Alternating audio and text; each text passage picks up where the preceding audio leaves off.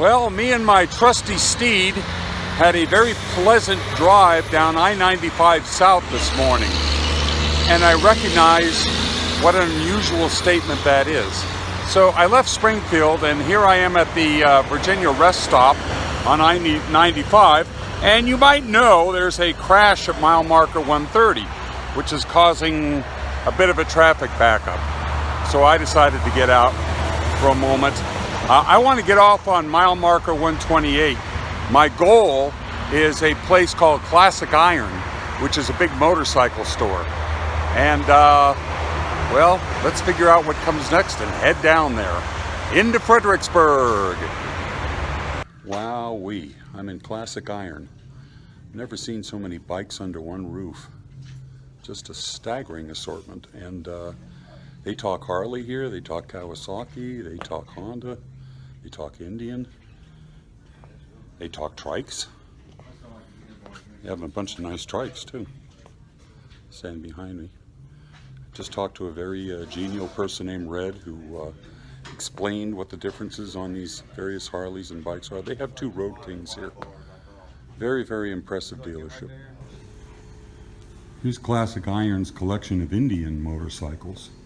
My son likes the Scout, and they've got a number of those. Here's a Springfield, a bike I like. That's Indian's answer to the Road King.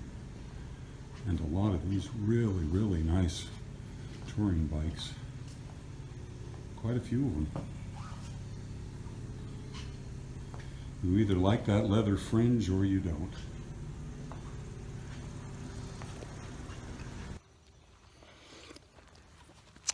After that very pleasant ride through green trees and forests, we've arrived at a feature of the Spotsylvania battlefield called the Mule Shoe Salient.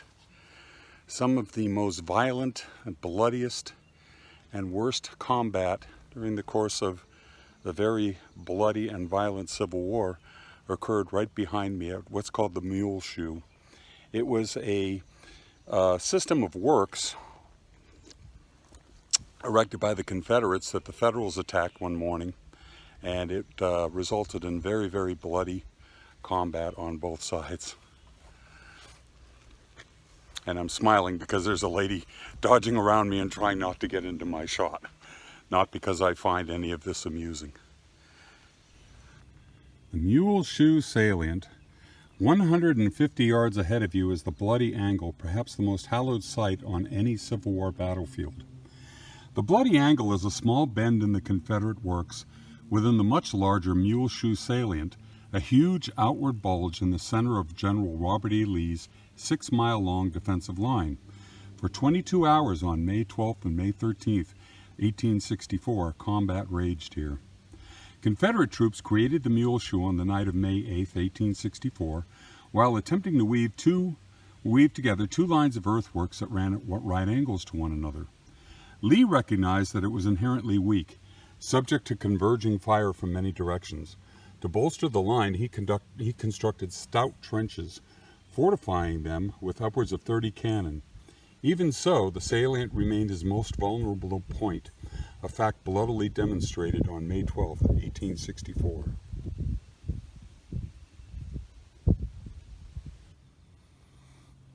Beautiful Virginia countryside now, on this very pleasant day. It's hard to imagine what it must have been like during the battle. There's an image that gives you an idea. Every Confederate realized the desperate situation, and every Union soldier knew what was involved. For a time, every soldier was a fiend.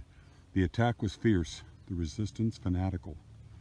Corporal John West Haley, 17th Maine Volunteers, who wrote a very, very good history of his time in the Civil War entitled The Rebel Yell and the Yankee Hurrah.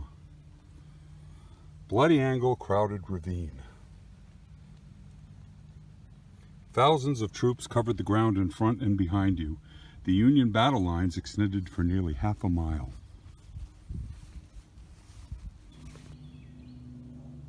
Decades ago in the Smithsonian, it may still be there, there was a tree stump that was part of the battlefield. It was from a tree that stood on the battlefield, and the amount of gunfire was so intense that this very thick tree was actually cut down by the mini balls, the lead mini balls that were fired by the soldiers on both sides. That's how intense the fighting was. The question became, pretty plainly, whether one was willing to meet death, not merely to run the chances of it. That was said by Lieutenant James F.J. Caldwell, the 1st South Carolina Infantry.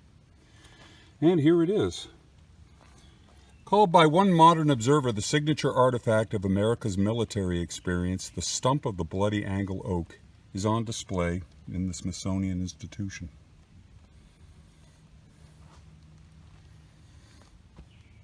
Where the Confederate earthworks were located, well, are located, they're still here. Park Service wants to keep people off them to preserve them.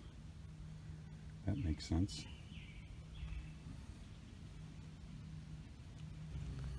I always like when the Park Service erects these things. This is a compass that shows you where we are.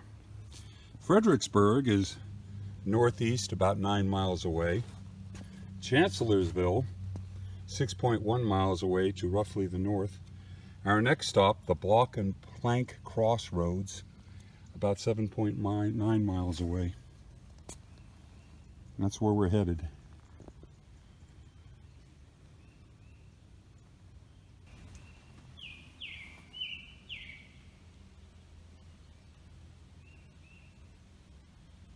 Very pretty and quiet here. This is a memorial that was erected in 2009 to the soldiers who fought from South Carolina. I've never seen it before. It's interesting. It's almost in the shape of a coffin, isn't it? Aftermath. At 2 a.m. on May 13th, 1864, General Lee declared a new line of works a half-mile behind you ready, and the Confederate troops in the trenches here quietly withdrew. They had bought the Confederacy what it needed most that day, time. But every minute had come at a fearful cost. It's likely that as many as 17,000 men fell killed or wounded in the fighting at the Mule Shoe Salient. It was the longest sustained combat of the Civil War. Piles of dead is often used as a figure of speech, but in the works abandoned by the rebels, piles of dead literally and without exaggeration were lying in the compartments, 2, 3, and 4 deep, tangled up with each other. Bodies and limbs intertwined, actual heaps of dead, their blackened, bloated faces upturned to the sky in all manner of positions and decomposition, already polluting the atmosphere with a horrible stench. It was such a picture of war, horrid war, as few people, even those who make it a business of war, are permitted to witness. It would take the pen of a Victor Hugo to faithfully describe such a scene of death and carnage, such a hideous and appalling holocaust of human life.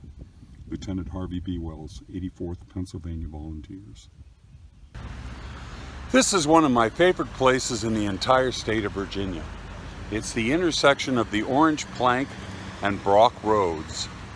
It was the site of a major battle on the second evening, the second day of the Wilderness Battle. This is Army of the Potomac 2nd Corps country here.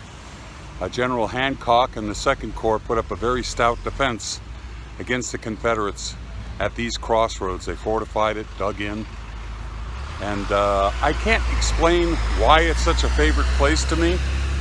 When I was a boy reading about the Civil War in Burbank, it was just a country crossroads in the middle of the woods, and I found it really, really interesting. I come here whenever I'm in the area. Why? I just find it interesting.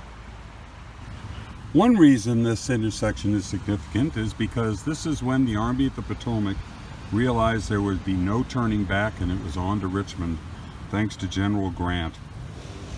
Before the Wilderness Battlefield, stalemate meant retreat by one side or the other and a return to the starting point to try again and not another day. But not here. Union General-in-Chief Ulysses S. Grant rendered stalemate in the wilderness irrelevant.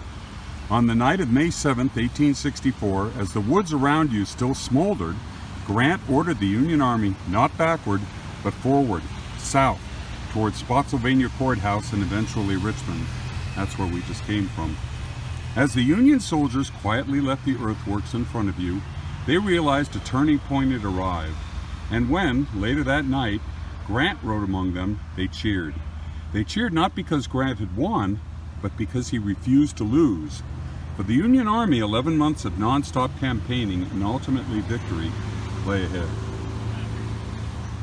Wild cheers echoed through the forest, and glad shouts of triumph rent the air. Men swung their hats, tossed up their arms, and pressed forward to within touch of their chief, clapping their hands and speaking to him with the familiarity of comrades.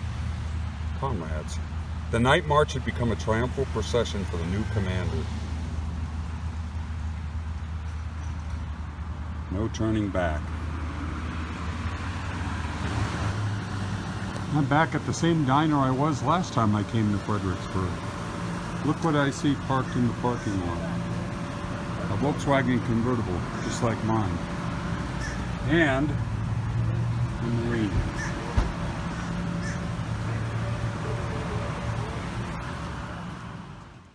All right, I'm back just after 4 o'clock. I left just before 9 a.m. A long day of motorcycle riding in interesting places. It's a good Friday.